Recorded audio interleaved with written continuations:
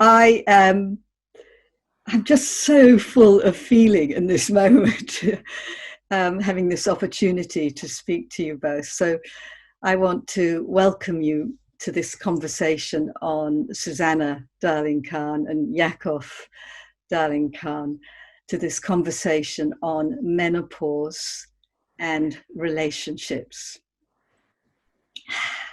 Thank you. Thank you. Yeah, so menopause is a pretty incendiary topic all its own. And relationships is a huge and charged topic all its own. And we're going to put the two together and see what happens. Exactly. And somehow get the pieces and put them together in a new story or a new picture, an empowering picture. But before we do that, I'd actually just like to formally introduce you. So I'm just going to go and just check my little wording here. But I'm actually going to begin by speaking about how I know of you, which is through my connection to Shani, my beloved colleague at Red School, who has done your apprenticeship training, your movement medicine. So you are the creators of a huge body of work, inspiring, deeply embodied, medicinal, creative again body of work that is serving the world. And of course, it's your huge calling. And she has done your apprenticeship, and of course, she is a movement medicine teacher now. And she has brought movement medicine into our menstruality work. So I've had a little taste of it when she's done her program. So that's very, very beautiful. But I just really want to acknowledge you as two of the foremost embodiment teachers on the planet. You've been at this work for years. Since 1989, I think, was when you've been teaching worldwide through many different cultures and communities and peoples. And so you bring a huge experience to this conversation just in who you are. And also, I just want to acknowledge your relationship. You know, you've been in relationship, I think, for 30 years now. 34. 34. And counting. And I particularly loved your words on your website about relationship as spiritual practice. And I just want to read one sentence from it because it just made me laugh and sort of sing simultaneously. After all these decades of a potent cocktail of love and hate, seeing and blindness, hurting and healing, we've come to a new ground in the space between us. And I can't think of a better soil in which to have a really deep conversation about menopause in the context of relationship, because you've really worked something. So, are you ready to dive in? Yes, thank you so much for that very generous acknowledgement of our work and our work together. And yeah, very beautiful to hear that reflection. Thank you. Yeah, you're most welcome. And thank you from me too, and just a warm hello, and how very lovely to meet you. And Shani has been the bridge between us, but she has also spoken extremely warmly and in deep celebratory ways about who you are and what you guys have been creating together. So a real pleasure to be here. Thank you for having us. Yes, and as we've watched Shani bloom and blossom over so many years that we've been working on the same dance floors, and when she started working with you and the Red School emerged and her own blossoming became even more full, it was very clear the quality of the work you're doing together. So we have no question about that because we've seen it in her being. Thank you so much. Thank you. Yeah, well, I've been at this work for 35, 36 years and counting, so we're kind of a similar vintage, you and I. I just don't have the years of experience of being in relationship in the way you have, so this is a very precious conversation to have with you. So I want to begin with you, obviously, Susannah, but I'm going to also ask the same questions of you, Ya'Acov. And the place I want to begin with is, Susannah, what has menopause been like for you? What have you experienced or gone through? What if, I'll just ask a number of ways of sort of framing the question, and then you can just respond freely. You know, how has menopause worked you? What has it demanded of you or called up in you?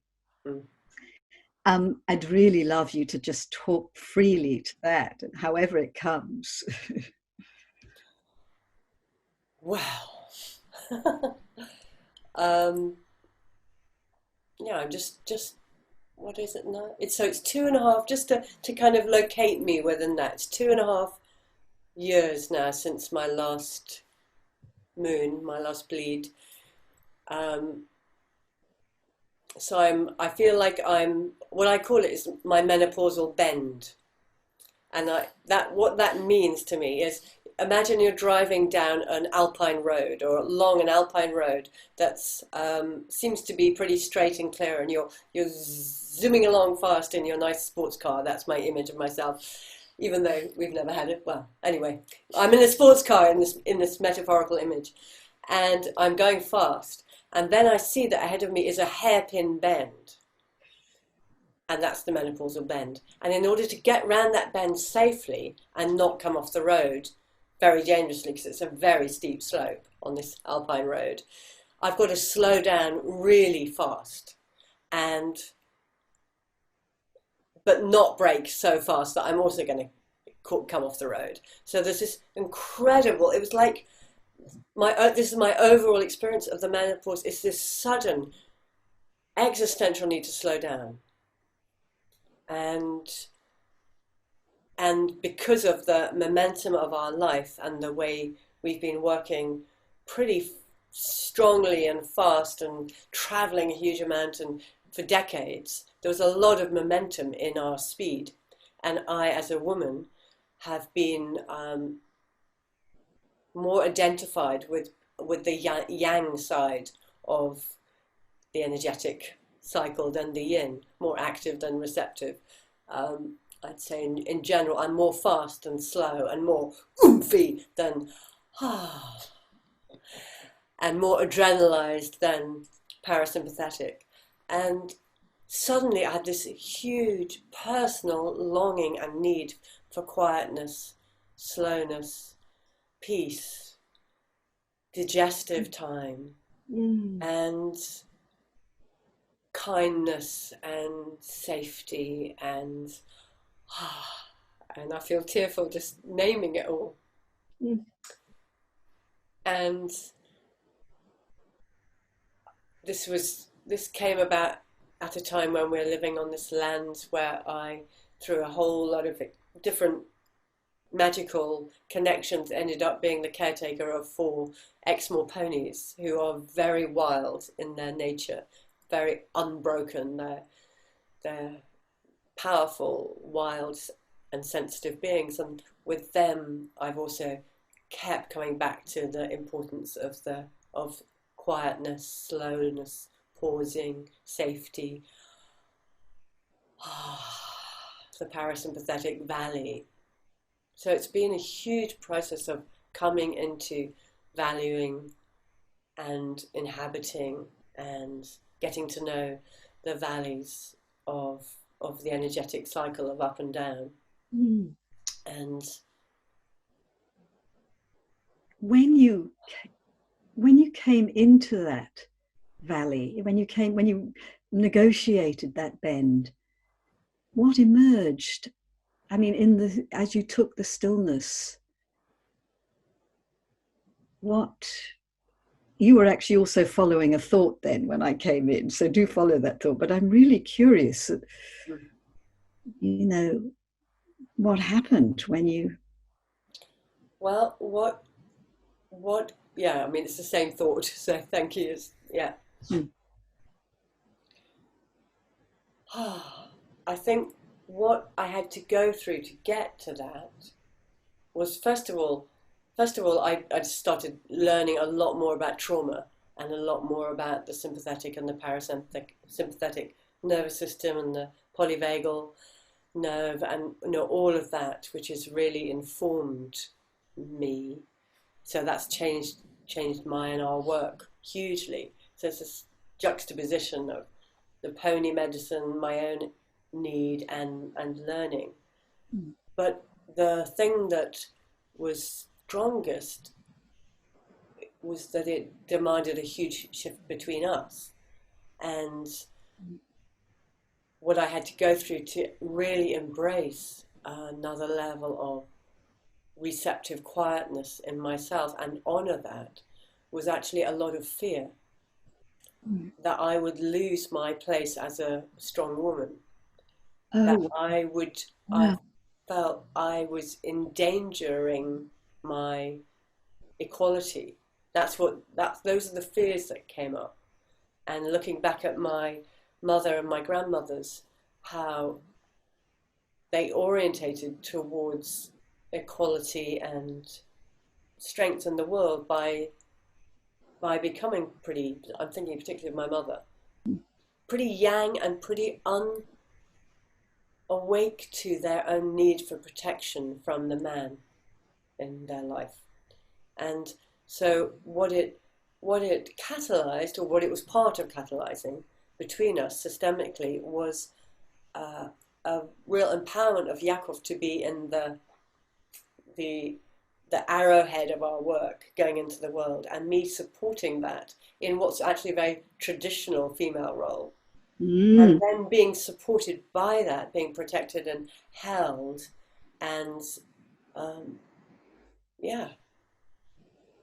being kept, for a while. Ya'Acov was surging ahead so far, and he still is actually, financially and economically, and really giving the support for me to go into this deep process of engaging with my own peace and quietness and healing.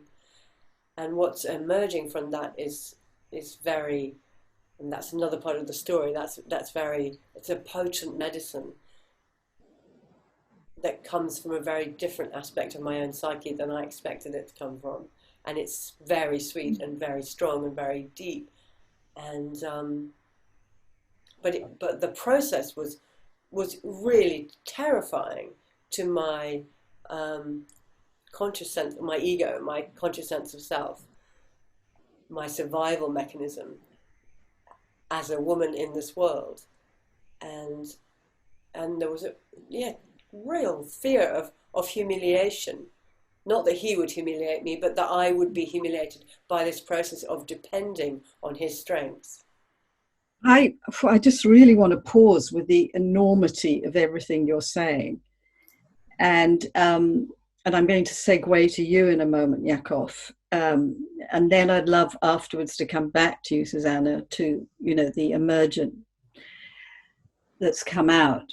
But I just want to acknowledge, I hope this doesn't sound facile the way I say this, but this is like textbook stuff. It's just, I hear this story over and over and over again, this extraordinary, yes, hairpin bend, as you say, on an alpine road. You're on yes, it's life, death stuff. And you can't just slam on the brakes. And of course, that's just what you want to do. It's like, I want to get out of here now. But of course, you've got a whole trajectory of a life that you're managing and holding, and responsibilities, all sorts of responsibilities on so many levels. And honestly, the thing I get most, out of my own experience, but also from women, is it's like all you want to do is basically walk out the front door, abandoning everything, and abandoning responsibility actually is the thing. And then this, as you say, this speaking to this need to just be still and quiet, and then up come trauma, fear, and all that you have said is just so real and strong.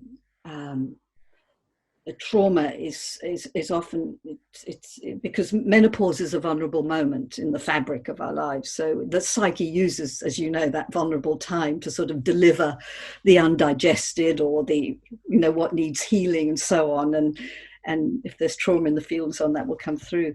But what you're just saying now about the fear, the whole issue around equality and not being seen, losing your place as a strong woman, endangering your equality. Okay, I just want to name all that because it's really significant, because I want to sort of circle back to it, because we're talking about menopause as power, as this hugely empowering time, but right now it doesn't feel or look like that. But Susannah, are you okay if I segue to Ya'Acov now? Would you want to just say something? I want to just respond to what you said, if I may. Yes. I think, yeah, it's just the thing about trauma. It was that I needed to know about trauma, and what came up. I think that those fears are, it's part of our collective trauma as women, but also as women and men. And the key word I just wanted to bring in before we move to Ya'Acov is that it's been a journey where we've needed to develop, and not just in words, but in actuality, what it means to trust one another. And that's actually pivotal to the whole journey of the space between us. And that has allowed me, because I didn't want to abandon my responsibility. I didn't want to walk out the door. I just want to, just in terms of that image, it's not actually, I just wanted to slow down. You wanted to stay in I felt I was in exactly the right place. I just wanted to do everything slower, much slower. Yeah. So I think I had the fortune of having lived in a life where there was a lot of alignment between my soul and my action and my way of life. So I didn't want to leave. I just wanted to slow down. And then it was at a time when Ya'Acov wanted to speed up. So there was an incredible alignment of virtuous choreography, if you like, or mutually beneficial choreography. But even then, I still had to go through all those layers of fear, of that humiliation of losing my status, and and trust this process, and trust this man, and trust myself, and trust life. Yeah. Susannah, I'm going to come back to some of those themes somehow. It's so rich. Ya'Acov, it's your turn. I'd love to hear what's cooking in you, listening to all this right now and what you've gone through. I was struck, first of all, initially by your recognition of what Susannah was talking about as textbook, as archetypal, as something that you know about through your work, through having listened to very many women describe that experience. So that's really interesting, because we don't know unless we're having those conversations. But for us, it was for me, this hairpin bend was, in a way, it was just the next obvious and naturally occurring development in our lives, which isn't to say that it was easy and straightforward. And for me, it was a lot to do with, as a white heterosexual guy who'd been growing up in the 60s and 70s, and then our relationship began in a certain stage of the feminist revolution, whereby, Susannah, we need power. We're about to lose power. There we go. It's all right. We need power. We need power. Yes. Our relationship began at a certain stage of the feminist revolution, whereby you know, me as a man, it was all about learning, oh, what's these funny things called emotions that the women are saying we need to be feeling? What's all that about? And that we need to kind of get much softer and more receptive and more quieten down and listen more. All really necessary, all really good, but also a certain kind of political layer pressed on top of what was actually real in me, which was, you know, I am a man. You know, I'm actually somebody who's very comfortable being a man. I like being a man. I like masculine energy. I like masculine expression. Yes, of course, there is deep feminine within me, or we wouldn't have managed. And we've had a lot of that dance of yin and yang, or feminine and masculine, between us. But at that, the time of Susannah's this initiatory process, there's all kinds of things that went on for me. It's like, you know, to be frank, oh my God, there's a whole new thing to deal with here that I didn't have any choice about. You know, just the fact that we happen to be a human being. This is a natural process. Well, nobody ever told me about that. Nobody ever taught me about how to be with the cycle, the monthly cycle, let alone the hurricane of emotion and transformation and really quick change that I noticed in you and you were sharing. And as Susannah said, there was something very fortunate that I had been doing a lot of work with learning to trust that masculine power, because, to be frank, I believed the story for a long time that masculine power was the problem in the world. Mm. And we had discovered over many years that actually it was the relationship between us and the stories that we were telling that was creating tension, conflict, power struggles, all the kind of normal things. What you read from our website, the hate and the love, the extremes of two people living together trying to work it out. And I had reached a point where I trusted myself enough, not blindly, and I couldn't get away with that anyway with Susannah at my side, but all the elders we have, and, you know, in numerous mirrors that are quite happy to tell me when I'm out of line. But it was enough. There was a sense of something in me that had bowed down appropriately, being ready to stand up. And in that standing up, of course, there's much more heart. And we were rather surprised to discover that I wanted to create space for Susannah to slow down, to really discover this new tempo of life, and that I was really ready to surge forward, not away from.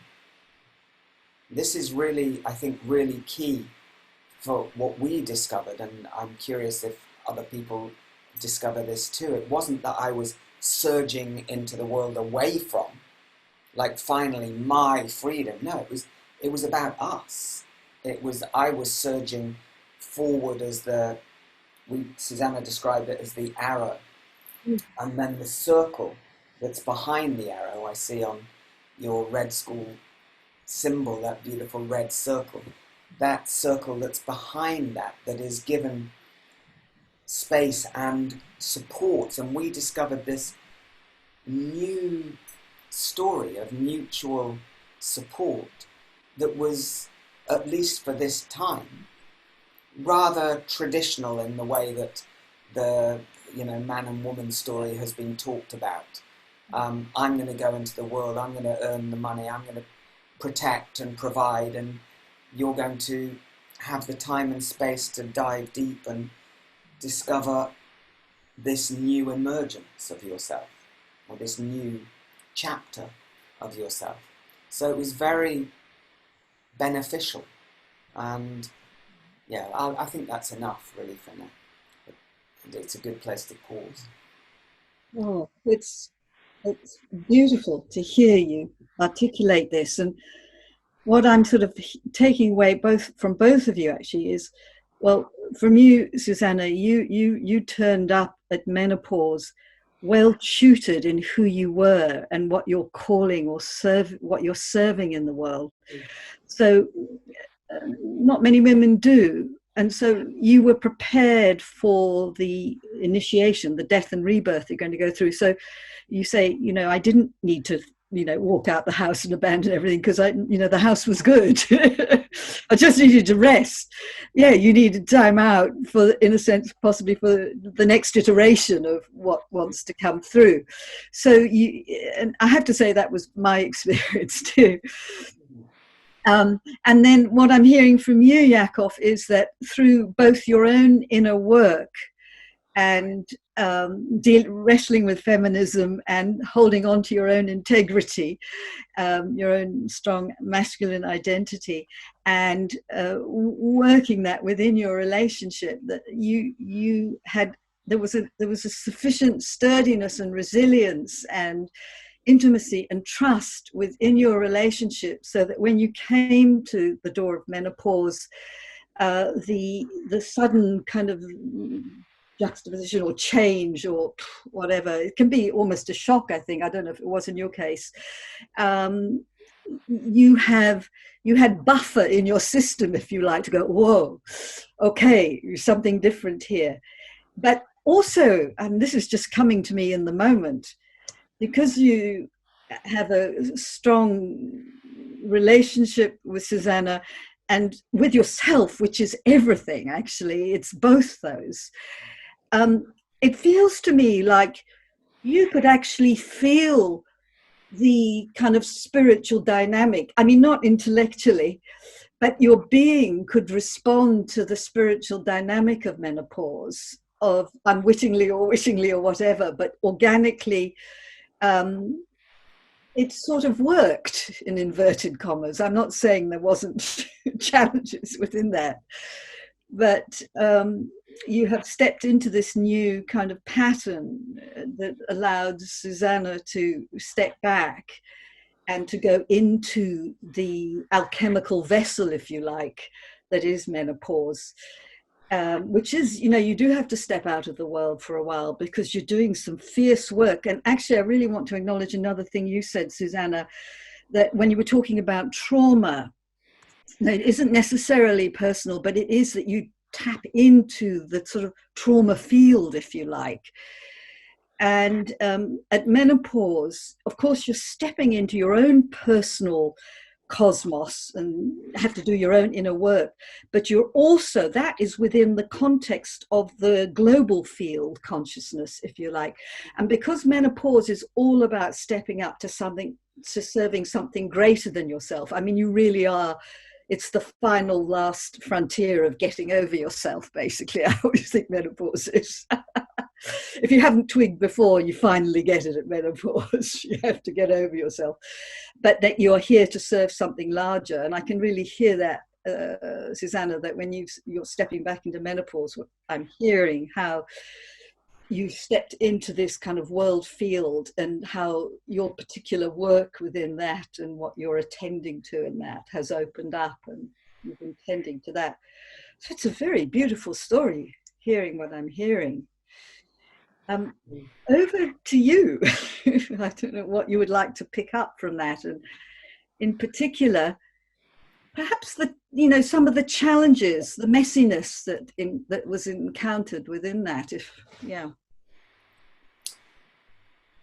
feels so, first of all, just very rich to share this with each other and with you, and to hear your reflections back. Because as we said, we haven't, in a way, I have actually really not wanted to do much reading about it, because I've really wanted to follow my own path or discovery, and our path, and not be too influenced by what other people say about it. So it's fascinating to hear your resonances, and very nourishing at this point. So one thing that when you were speaking, I remembered, and you were talking about coming to trust yourself, or recognize that you could trust yourself, and becoming, I would say, also more and more trustworthy. Mm. And there was a moment, we were in London, we were in a taxi, we were on our way, I think we were on our way for our yearly holiday in Greece. And we were going over the bridge, one of the bridges over the Thames. And for some reason, in that moment, I recognised that in my unconscious psyche, I had no category for man as both strong and safe. Oh, wow. It's just that category didn't exist, even though I'm with a man who is strong and safe. But it didn't, like, on some very deep subliminal level.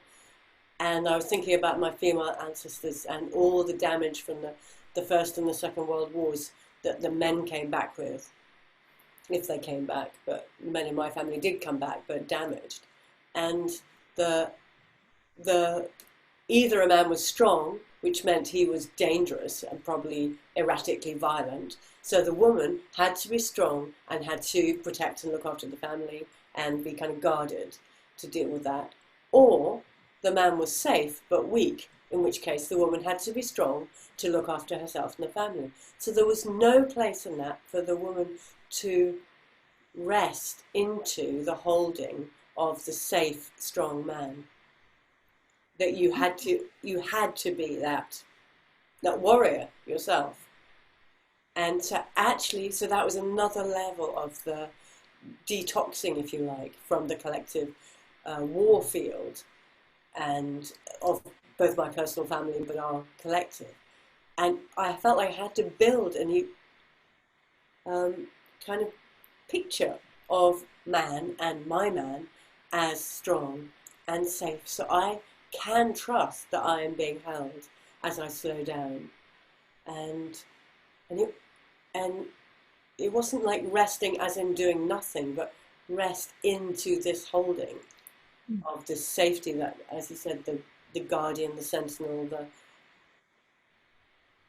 the strength of your work, and that I could still work, but at a much slower pace. And it was the quietness between things that I was hungry for. It wasn't like everything to stop, but just for there to be quietness between things, and things to be able to be done slowly. Very new kind of like, and that then included lovemaking and our sexual intimacy going into a whole different field of slowness, not all the time, but a lot more valley than peak. And we can talk more about that in a minute. I just want to give you a chance to come in. I think there's a couple of things I might just add there. And you were talking about the challenge and in a way the messiness. Like, a lot of the difficulty we had was like, how is it possible for each of us to be present enough to the feelings that are arising in us, and not confuse those feelings with somebody who wasn't actually in the room. In other words, from the past, like the grandfathers, the grandmothers, the great-grandparents, the ancestral field of, is it actually safe? Can we really trust each other? Can I really trust that Susannah is supporting me to support her, to support me to support her, in a virtuous, a medicine circle, we call it, rather than there's no category for safe man, therefore I'm, as a victim, I'm being treated as a dangerous man, but I'm not actually in the room. It's not me, it's them. And the reactivity of that, or at times when I could take a deep breath and go, I know it's not me. I know who I am right here, and therefore I'm just going to show you who I am, and I'm going to be who I am, and I'm going to make space for you to weep or rage. And I'm just going to be there and not have to defend myself, because I know it's, of course there's an element of personal, because we have hurt each other, and there's always an element of truth in that confrontation. But I was, there was enough trust again in myself, or in the space between us. And there were specific moments where, initiatory moments for me, where I just went, actually, it's more important to know who I am and just make space. And then later on we can discuss the details of it. That is really that's really powerful. That's a powerful tip for men to, because I just, from my point of view and from what I've experienced and heard and so on, this is the one thing that women need. This sense of the presence of their partner as both as strong and safe, so that they can go into whatever is stirring within them. And it is, as I say, this potent mix of their personal story, their personal history that needs to be metabolized, but also, and particularly in your case, Susannah, the ancestral story. And then just the sort of global field as well. So there's so much digestion going on, hence this unbelievable need for slowness and spaciousness, and to be able to shut the world out. So your capacity, Ya'Acov, to quell your own personal reaction in the moment, if it was there, and to take to take your own side, not to squash your own side.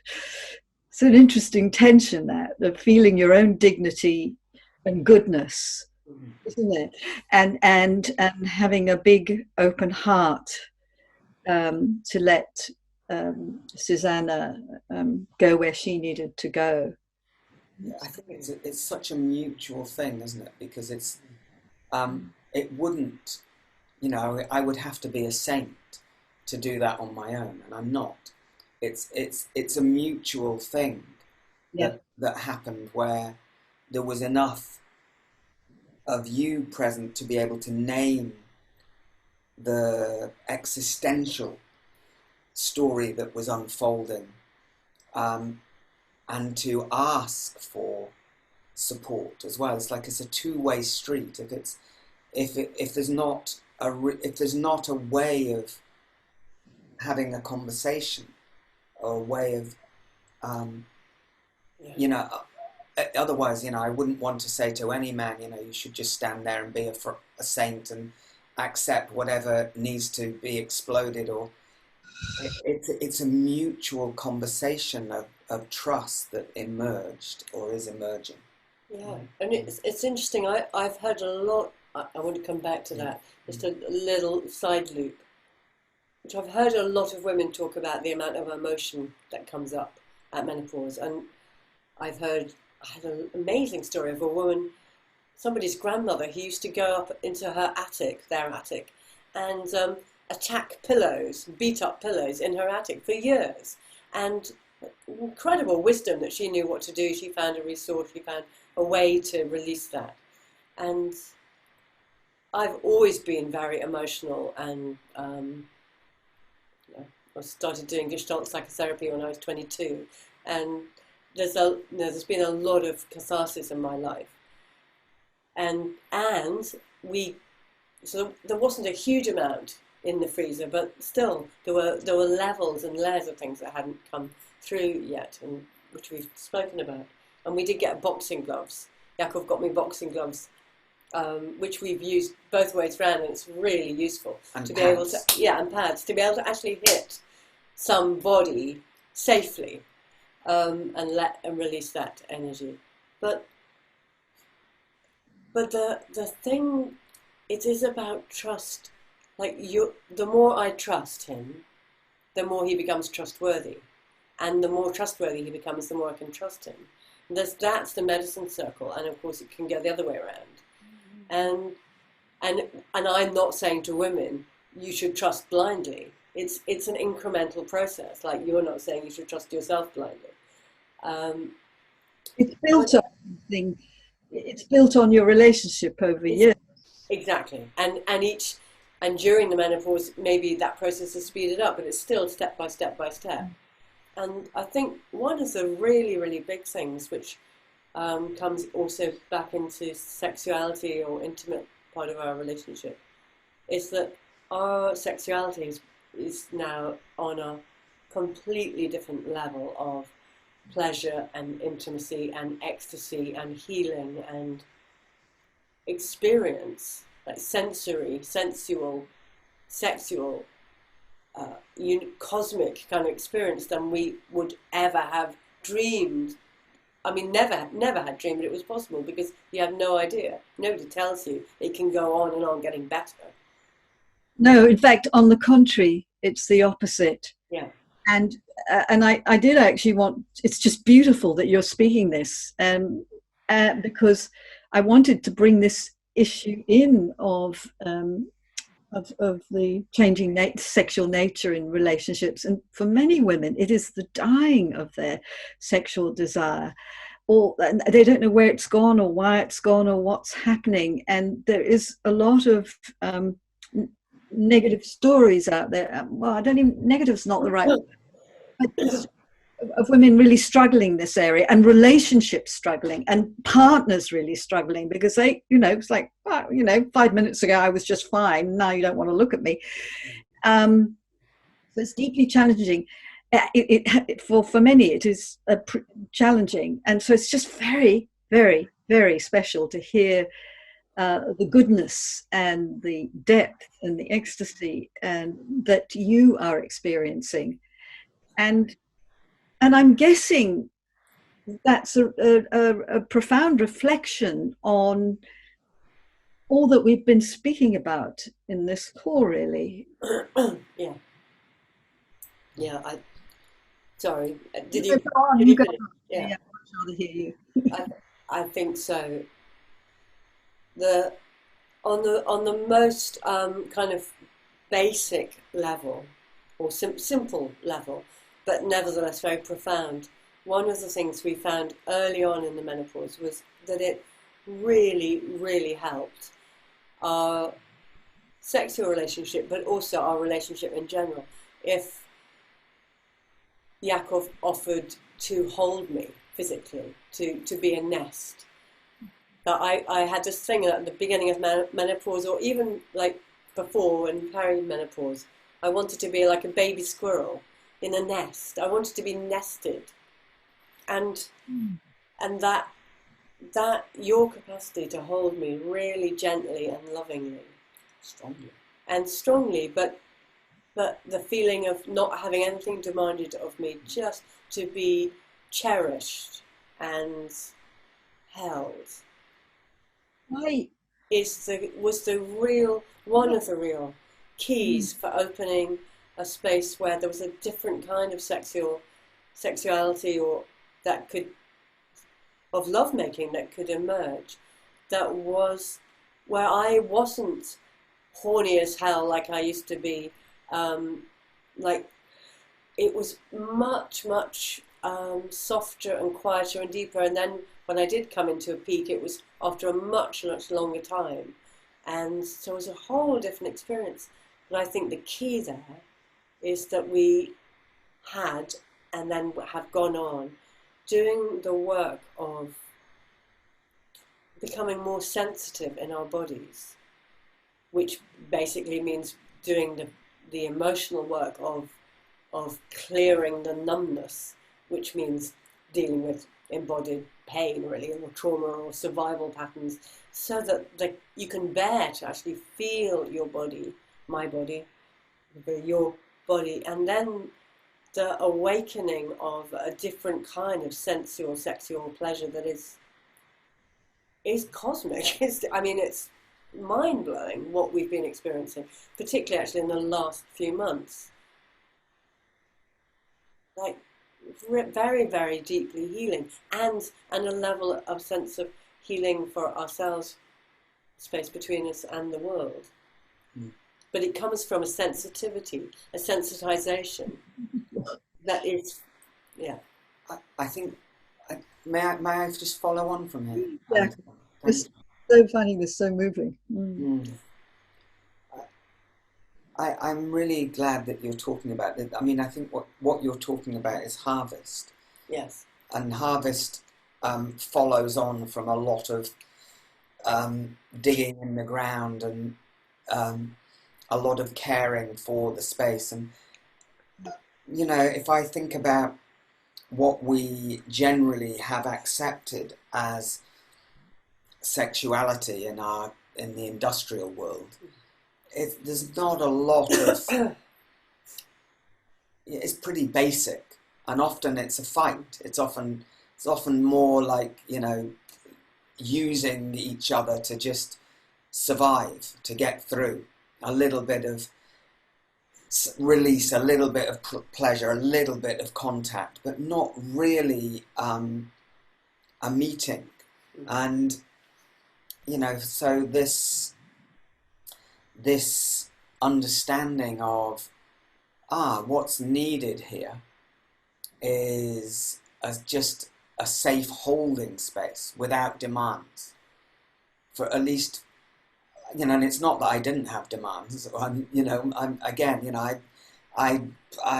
I was really actually astonished. We were both quite astonished by just that. Actually, it was a simple exercise from a book called Peace Between the Sheets, which was all about, don't make love until you've spent 15 minutes being held. And for the woman. Yeah. And for the man, it wasn't so much my thing. You know, occasionally it feels lovely to do that the other way around, but it just created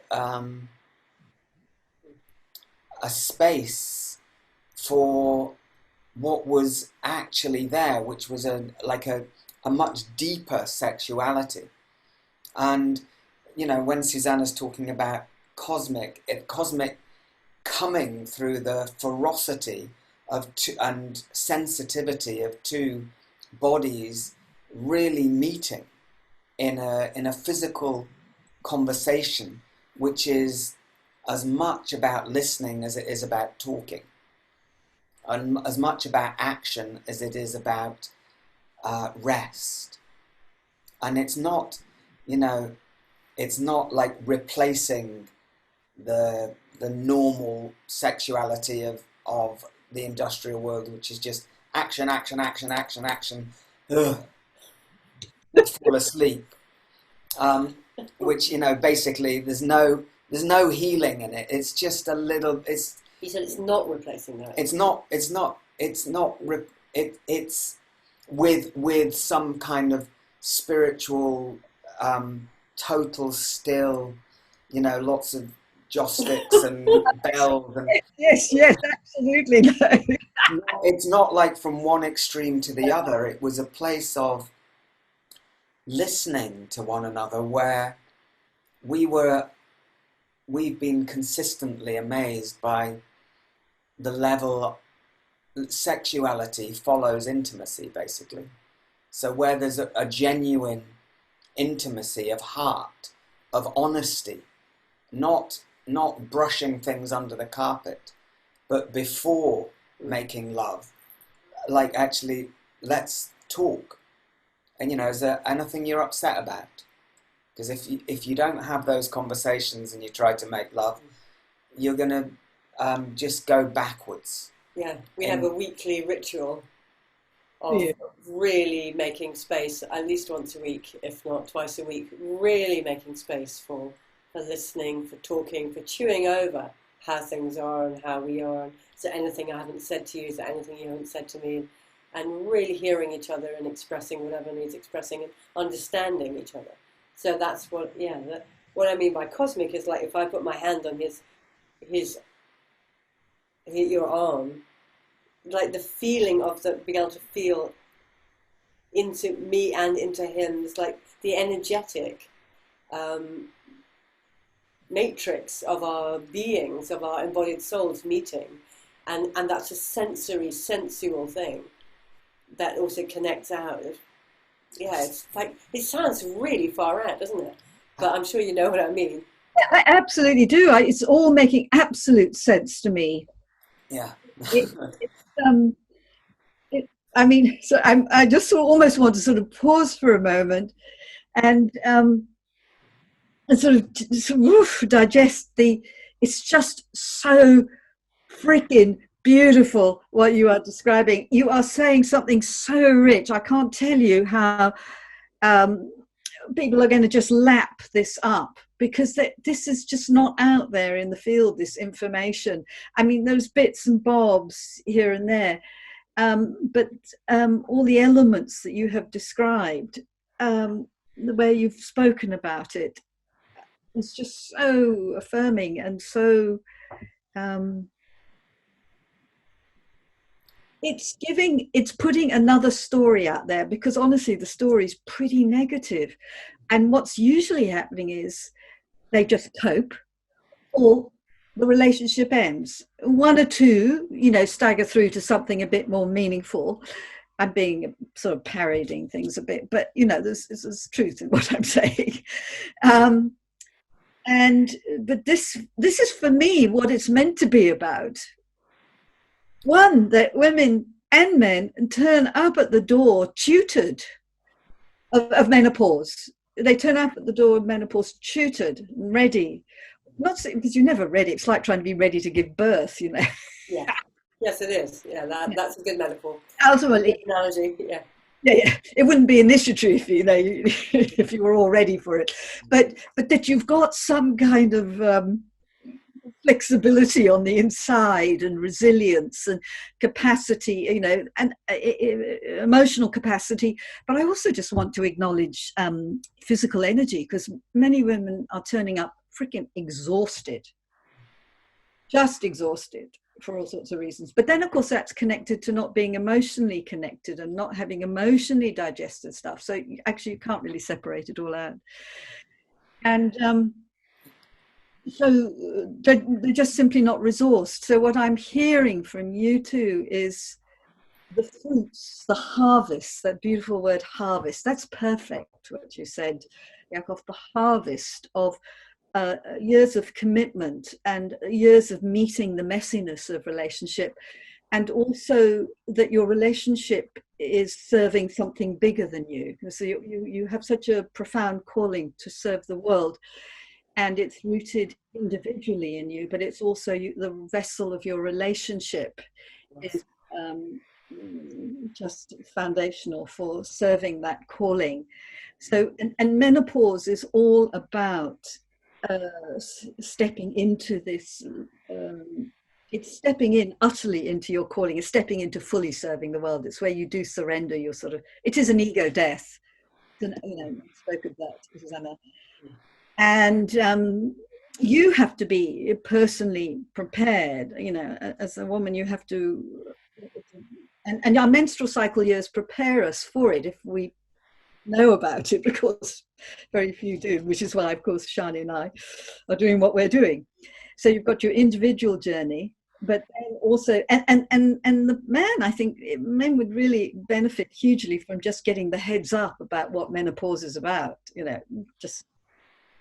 and it's incredibly valuable what you've shared, Ya'Acov. But more than that, it's about the journey that you've taken together, your journey of growth, evolution, and you set yourself up well for the. I always think menopause throws the gauntlet down.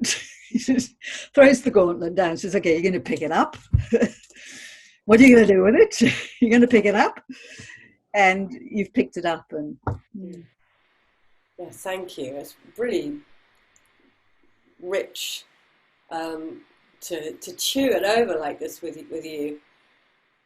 Something that I remembered as you were speaking, Alexandra, was that about a year ago, or maybe 18 months ago, we realised that this part of the menopausal bend that we were on, and it was when my libido was at its kind of lowest, I think.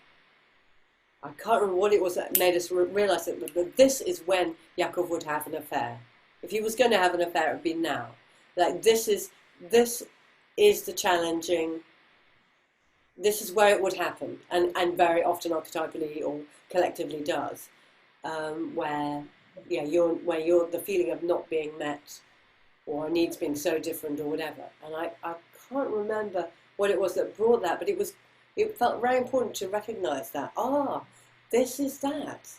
yes, And knowing, and then recommitting that we weren't going to go in that direction, and how could we find ourselves through it. And yeah, and then I wanted at some point to say a bit more about how my sense of my service to the world has changed, because there's a very specific movement as well as the slowing down thing. Now that I'm speeding up again a bit. We've got only a few minutes left, Susannah, and I would love it if you could just speak to that, actually as a way of finishing, how the menopause is opening up this next step of your calling. Yeah. If you're going to complete with that, can I just make one offering to any guys who are watching? Please, yes.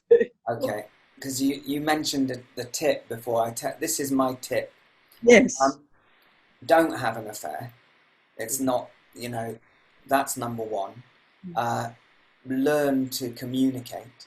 And I want you to know, guys, that if you're able to do this work, because as much as it's an ego death you described for the woman, if you're together with somebody, that means there's an ego death for the relationship and an ego death for me, which means an idea of how things were that seemed just to be how things were is challenged and dies. And if you are willing to do your work, the harvest that comes from this is, without any doubt, it's the best investment of time, space and energy I have ever made in my life, because now I'm being met. We are meeting one another in a way that we've never even read about. We didn't know this was possible. This is so far beyond any dreams we had for what might be possible. And the only thing we know is that we have two elders who he's in his mid-70s, she's 73. And they keep telling us that the best is yet to come. Though there are challenges in growing older, intimacy and sexuality is designed to go deeper and further the older you get. That's what I want to say, and it's worth it. What a magnificent message. Thank you, Ya'Acov. That is superb. Yeah.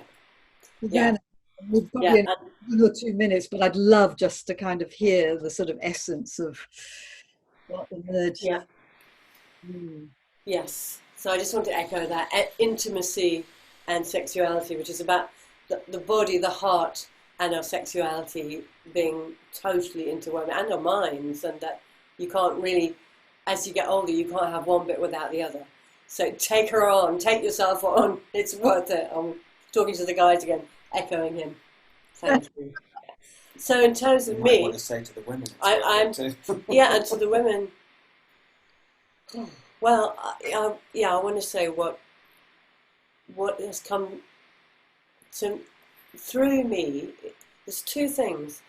There's a change in recognizing the power of the kind of articulation that comes from a very deep, quiet place, and that's connected to this parasympathetic nervous system and a level of learning and opening that's possible in terms of healing, in terms of consciousness, and in terms of growth as human beings, which needs a lot of safety. So the recognition of the power of safety, the feeling of safety, in order for real transformation to be possible. Not just for elder women, but for everybody. So that's one aspect. And the other aspect is that I have, as a healer, shifted from wanting to have, so to speak, my hands on people's shoulders, helping them on a personal level. So it's gone to a meta level, where I'm actually more interested in giving the, teaching people a methodology which they can apply to themselves. And I have less and less energy for that hands-on thing, or the one-to-one, but I'm more, it's like the teacher in me has come forward to another level. I want to teach the kind of metaphysics of how do we do this. Yeah, I think that's it. So it's a kind of shift from a mother to a grandmother role, I guess, classically. That's a beautiful archetype, actually, image. It makes absolute sense to me, that shift. Yes, it's a much more global perspective that we step into, and are now guardianing, yeah, attending to. Oh man, I could just keep on talking with you two. I just feel like we're just, well, I was going to say skimming the surface, but we haven't. We've gone so deeply into something so rich, and there's just so many other elements. And let me just pause. I just feel so enriched by this conversation. Thank you so much. You've delivered such goodies. It's going to be so helpful for men and women both. It's the most beautiful medicine. So thank you so much for giving your time. I know you're very, very busy, so this is fabulous. Thank you. It's been a beautiful oasis with you. Thank you. Thank you, Alexandra. Thank you, Shani. A real pleasure to be with you, and it's there's so much to learn, isn't there, in the things in life that we can't control that happen to us, and that we have to learn to dance with.